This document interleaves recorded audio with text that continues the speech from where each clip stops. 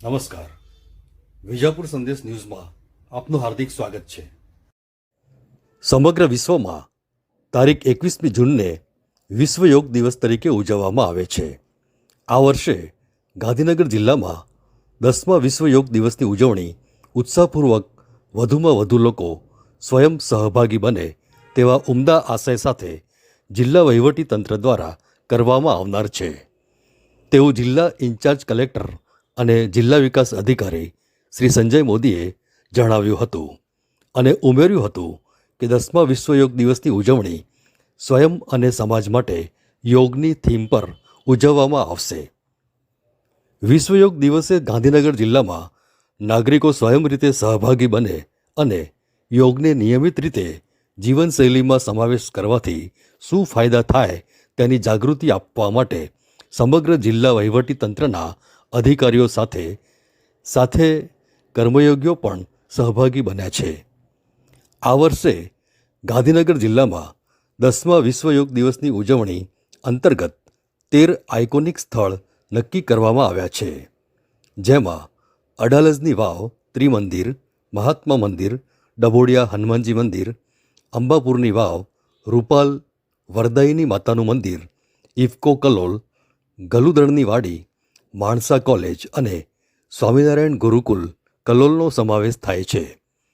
શહેરી કક્ષાનો કાર્યક્રમ સ્વર્ણિમ વિસ્ટા પાર્ક અને ગ્રામ્ય કક્ષાનો કાર્યક્રમ ગુરુકુલ કલોલ ખાતે યોજાશે. આમ જિલ્લામાં કુલ 1462 સ્થળોએ યોગ કાર્યક્રમ યોજાશે, જેમાં અંદાજે 2,60,000 જેટલા નાગરિકો સહભાગી બનશે. આ કાર્યક્રમ જિલ્લાની તમામ શાળાઓ, પીએચસી, સીએચસી સહિત નક્કી થયેલ જગ્યાઓ પર યોજવાનું સુચારું આયોજન કરવામાં આવ્યું છે.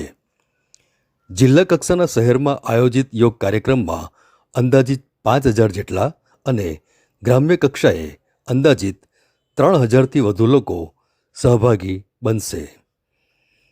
10મા વિશ્વ યોગ દિવસે ગાંધીનગર જિલ્લાના નાગરિકોને સહભાગી થવા માટે જિલ્લા કલેક્ટર શ્રી સંજય મોદી દ્વારા અપીલ કરવામાં આવી છે.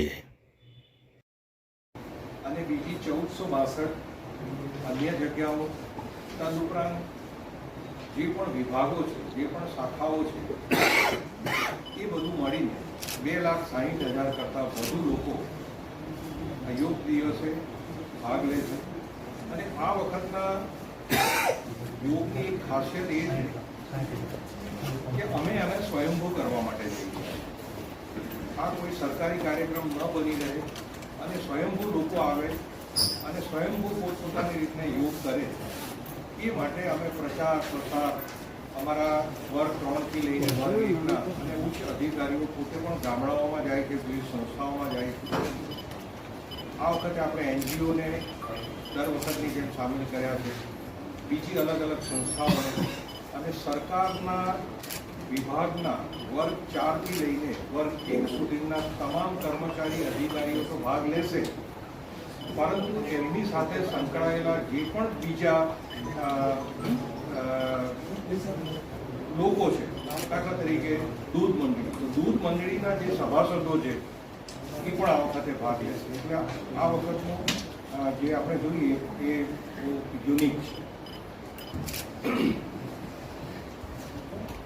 આપણે જે આઇકોનિક જગ્યા નક્કી કરી છે એમાં અડાલજની વાવ છે, કંથારપુર વોર્ડ છે, અંબાપુરની વાવ છે, રૂપાલ મંદિર, વરદાયિની માતાનું મંદિર છે.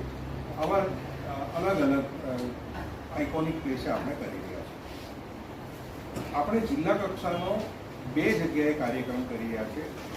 એક શહેરી વિસ્તારનો કાર્યક્રમ આપણે સેન્ટ્રલ વિસ્તારમાં કરી રહ્યા છીએ અને બીજો જે ગ્રામ્ય વિસ્તારનો કાર્યક્રમ છે જિલ્લા કક્ષાનો, એ કલોલ મુકામે આપણે કરી રહ્યા છીએ.